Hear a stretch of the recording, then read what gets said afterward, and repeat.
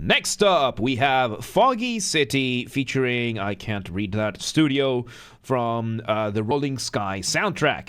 Once again, everybody, this is a Basterd's LFA, a layman-friendly analysis. I'm a professionally trained musician, a composer, and my objective here is to explain things in a way so that you don't have to be one to understand what is happening here, musically. So, if you like the sound of that, it's UFU Studio. Thank you, UFU Studio. So if you like the sound of that, make sure you're following the channel, subscribe to the channel, whatever term you're going to use. Like the video, share the video, leave a comment, turn on notifications, become a member. Once again, everybody, thank you for 7,000 subscribers on YouTube. At the time of recording, we just went through it. If we somehow hit 10,000 before Christmas of 2025, on top of the fanfiction audiobook thing, I will also play a video game of the choice of the community, whatever you all want, within terms of servers, of course, live on stream. We're going to just do a full stream of that. Artists, I want to collaborate. Members get early access. I have a whole spiel about this and a bunch of other stuff at the end of the video, so stick around for that. Disclaimers showing on your screen right now, so go ahead and pause the video if you want to read them in full. Otherwise, let's do this. Foggy City. Let's go.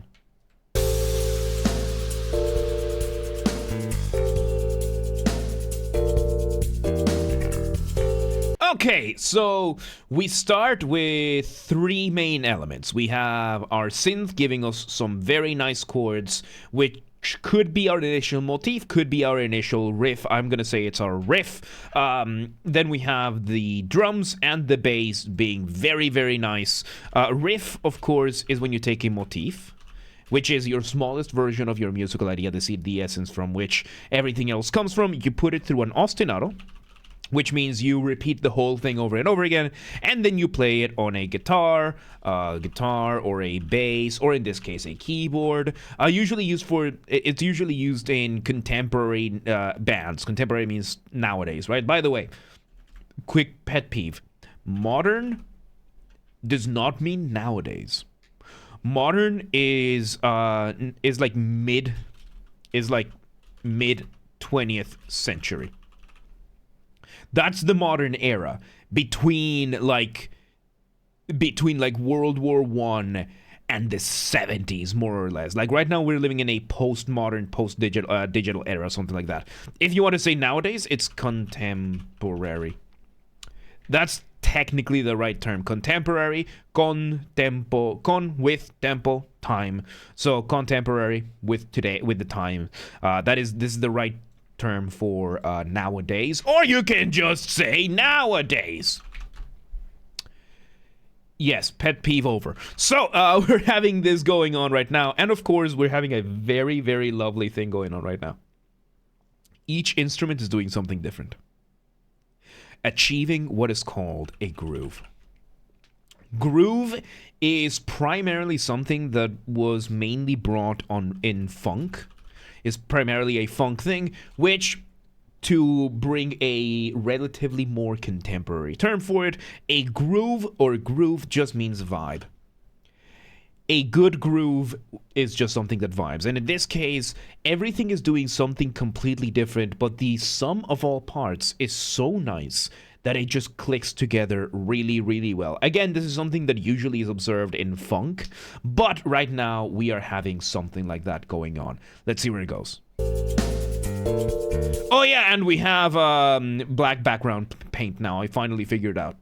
It only took me, 7,000 subscribers and 530 LFAs to get the blackboard, but I figured it out. It just goes to show. I have no idea what I'm doing. My enemies can't know what I'm doing if I don't know what I'm doing.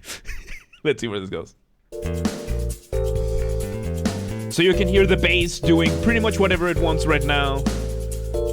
Oh, very nice. And the drums, of course, we are having two main parts of the drums. We are having a tambourine from the drums being shaken, and then we have the bass drum and the snare. A tambourine being this very, very lovely, very, very lovely one. There's variations that have the drum pad. There's variations that don't. Yeah.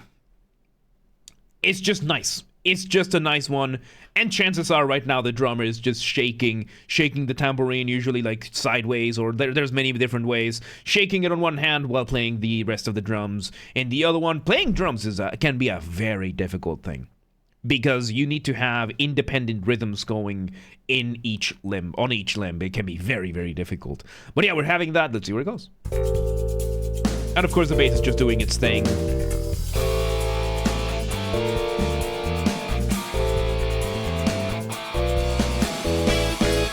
Okay, so we take a turn that I was not expecting. We bring in an electric guitar playing now its own riff, which seems to be partially in parallel motion to the keyboard, and then it goes in contrary motion. And we are now adding a little bit more escalation in the drums. So, this is Counterpoint, by the way. It's Counterpoint. Counterpoint is a study of melodies, how they interact with each other, usually in the context of two or more at the same time. Right now, we're doing this more with chords, so it's a little bit more extrapolated, but the principle applies. Counterpoint is usually measured in motion. There's three main types. There's parallel, there's similar, and there's contrary. These are the three main types of motion that exist. Parallel motion just means that there are two melodies being played, the same melodic shapes, just from different starting points. So let's say we have this, right? We have this one, and then we have this one. If they both are played together, that kind of thing. Gershon, thank you for the membership. Appreciate it. There's a different version of the song. I saw that there's another one. So yes, contrary motion is another simple one. If one melody goes up, the other one goes the opposite way. And then similar being one of the more complex ones, where mostly doing the same thing, but kind of not really. The one I always use an example, of course, being Bach's part of Bach's D minor invention.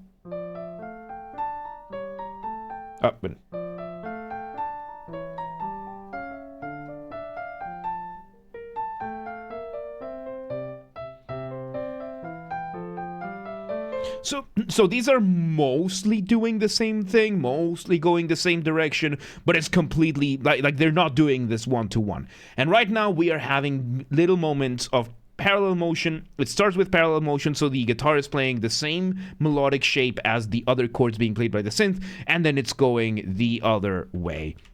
I would recommend the different version. Oh, there you go. So yeah, let's see where it goes. And it switched now to a guitar solo. So now we bring in a solo guitar. It's not a guitar solo, it's a solo guitar. Big difference. Solo guitar just means that it's playing a melody. And it is now playing in parallel to the chords being played by the synth. Let's see where this goes.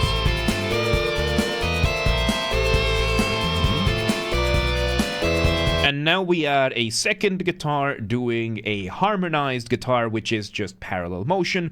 Otherwise, it's known as harmonization. Harmonization is just parallel motion. Usually in the context of adding a melody a third or a sixth away, which makes just makes it sound that kind of thing, right?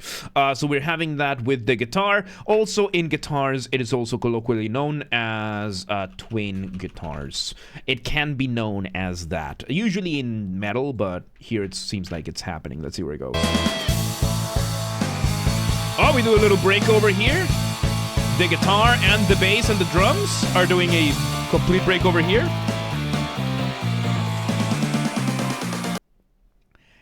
We switch the drums over so that the guitars and the bass can switch the rhythm around. And we have now switched over to a swing. There's a little bit of oddity there in the rhythm now. Bum, bum, bum, bum, bum, bum, bum, bum.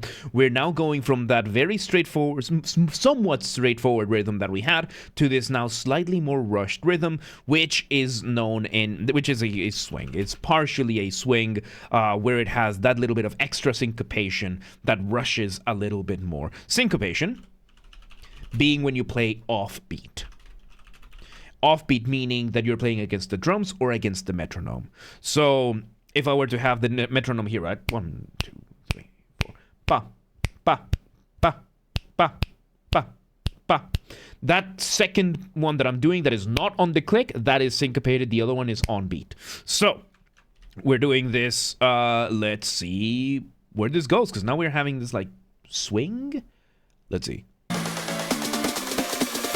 Oh yeah, we're getting the electro beat now. Yeah. So yeah, now we are doing we're switching over completely to electro synth. The main carrier of the electro synth is going to be the saxophone over here, doing this version of the melody. And when it comes to swing, you're going to have that little bit of extra syncopation. Of course, we have the bass doing its thing. The bass and the guitar are now completely syncopated. The bass is playing with the drums, and the guitar is playing syncopated to the other ones, giving us something like... we're giving us this very, very cool type of... something like this, right? Except the bass is doing a little bit more than that, but it gives us that back and forth, bouncing back and forth. So let's see. Thank you for hanging out, Candy. Have a good one. Let's see where this goes. And yes, this is now completely just a saxophone solo. Once again, when you're making music, you want to keep a careful balance between what is familiar and what is new. Too much familiarity, too much repetition, too much of the same material, you risk boring the listener, they tune out. Too much new material too quickly, you risk overwhelming the listener, they tune out. There is a universal exception, which is solos. No matter what genre you're in, no matter what style, you bring a solo, as long as it's cool enough and as long as it fits enough, you can get away with anything. Then electronic music has an additional one, for example, that has dropping the beat. Jazz, funk, they have tutis, which is like everybody's playing the exact same thing, that kind of thing, right? So there's all the other additional exceptions, but solos, universal. Right now we are having the saxophone giving us this new melody. Let's see where it goes. We speed up the drums a little bit, and... ooh, kind of dropping the beat here. All right, there we go. So we switch over to this quasi-dropping the beat rhythm with a lot more of that sweet whoop-whoop bass. We switch the saxophone to this other synth, but we are continuing that line of solos. Having two solos like that, when you change the style that abruptly twice in a row, can be a risky thing. I would have given a little bit more time with the electro swing, or maybe swap some this part with whatever part comes next so that we can have the solo after, to help acclimate. Because if you do the exception too much, that also can end up being detrimental. This time, I think they're getting away with it. Let's see where it goes. Because the rhythm is very similar to electro swing. And okay, and now we're going for this break, completely separate one. We now have a piano solo, so we're completely going from solo to solo. This is when the piece is starting to risk losing its identity. It's starting to lose its identity because we are starting to lose anything that we can what's called, that we can latch onto. Japanese cliche progression, yes, and it is risky to do. It is very, very risky to do, because if you keep making these drastic changes without a clear connective tissue between them, you risk these things sounding like disjointed, separate pieces just mashed together. So it risks sounding like a mashup rather than a singular individual piece. So that is a risk that is being taken over here. Let's see how it goes. Okay, so we're completely building up for a drop. Okay, new switch, we drop the beat. So we're doing exception after exception. Completely going a different way. So we're doing a lot of 90-degree turns over here. There we go, similar melody as before. So we finally bring a solo similar as before. The beat is kind of similar, like on principle. We're still doing that back and forth bouncing that we did during the electro swing. So now we're bringing this back. So I would have put this section in between some of the other ones over here to have that to make that feel more of a connective tissue, to bring us back to familiar territory. I think that kind of switch would have worked a lot better in this case, because we did risk losing the identity of the track. Because if you keep putting too many exceptions like these, or too much new material, one after another, not only do you risk overwhelming overwhelming the listener. Percussive maintenance always works. Not only do you risk overwhelming the listener, but you also risk making your music start sounding disjointed. Because at what point does piece 1 start and piece 2 end? What identifies piece 1 as piece 1? Your motifs, your riffs are very jealous for a reason, and we haven't really engaged in the riff as much as we were before. And this is what I talk about when I say that motifs, riffs are very jealous. Riffs are less jealous, but they are still jealous. And right now we have lost by now. We're starting to go back to the identity of this track, but by now we already are 3 sections in that did not recapitulate or did not revisit any of the riffs that we did before. So that is a big risk. It's still working right now because it's, that Japanese kind of thing. But this is from the live queue, by the way. So yeah, let's see where this goes. Let's see how it ends. Okay, we have that break and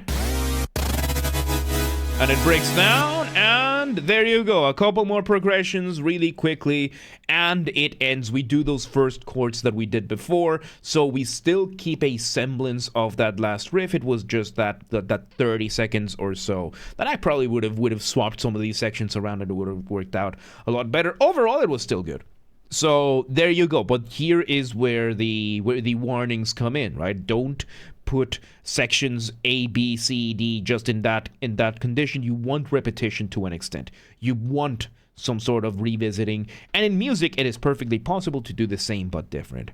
But overall, I liked it. It was still good. The first half was wild turns, but it still kept more or less the electro swing section was really good. And yeah, there you go. That was Foggy City from the Rolling Sky soundtrack. Once again, everybody, this has been a Basterd's LFA, a layman-friendly analysis. I'm a professionally trained musician, a composer, and my objective here has been to explain things in a way so that you don't have to be one to understand what's happened here musically. So, if you're watching this in the YouTube video archive thing, thank you for watching. Make sure you're following the channel, subscribe to the channel, whatever terminal you use, like the video, share the video, leave a comment, turn on notifications, become a member. Once again, everybody, if first off, thank you for 7,000 subscribers on YouTube. I really appreciate it. I was not expecting to make it this fast, this fast, so appreciate it. If we somehow hit 10,000 before Christmas of 2025, which not that likely, but still possible, if that happens, on top of doing the audiobook of a fan fiction of the choice of the community, I will also do a stream where I play a video game of the choice of the community live on stream, whatever you all want within terms of service, Probably we're going to do giveaways, that kind of stuff. This has to be achieved through legitimate and honest means only. No account duping, no botting, no buying followers, no alt accounting, no rat behaviors like that. Go share the videos, the streams with your friends, with your families, with your family's friends, with your friends' families. Those are two very distinct concepts, by the way. With your online and offline communities, go share these videos with everybody, Also use the hype function on YouTube. I'm not entirely sure how it works, but we have a group on the Discord that does. Link down below. Go coordinate with them. Artists, if you're on YouTube or otherwise, if you want to collaborate, let me know. If anybody wants any of my musical skills, whether it is my guitars, my Mongolian throat singing, the good old kind of thing, regular singing, voice acting, whatever it is, just reach out, let me know, and let's make it work. And if you're in the audience and you know anybody who could benefit from it, let them know. Please do not harass anyone. Please do not spam anyone. Keep it cool. Don't be a rat. Members get early access to the content. I schedule the videos for the week on Saturdays, and if you're a paid member on YouTube, regardless of your tier, you get access to the videos when I schedule them, at least for the LFAs. So become a member today. If you want to listen to this without me interrupting every 3.5 seconds, I will be linking it in the description down below. If you want to request a song and you're not on the live stream, check the pinned comment on this video. It has the instructions on what to do. And if you want to catch the live streams when they happen, if you want to catch the streams when they happen, brained. This is the last one of the day. If you want to catch the streams when they happen live, we aim for Monday through Friday, 6 p.m. Central European Time. If you are not in Europe, do not worry. We have the full up-to-date streaming schedule showing in your local time zone in both Discord and Twitch. So if you live in Wandela and you're like, yeah, but what time is 6 p.m. in Hungary? I don't live there. Do not worry. Just go to Discord or Twitch. Both are linked down below, and it's going to show in your local time zone. And follow the gaming channel. I have a gaming channel because, of course, I have a gaming channel. I'm on YouTube. What else could I possibly have? Games are Bastard. That's where I put the gaming after show recordings when they happened. They get played live on stream in the after show and then the recording. So go there, link down below, or just search on YouTube, same username as James R. Bastard. Just swap the J for a G, and you got it. And yeah. There you go. There you go. Foggy City, Rolling Sky. That was good. Good stuff. Good stuff. But yeah, let's move on. Let's move on.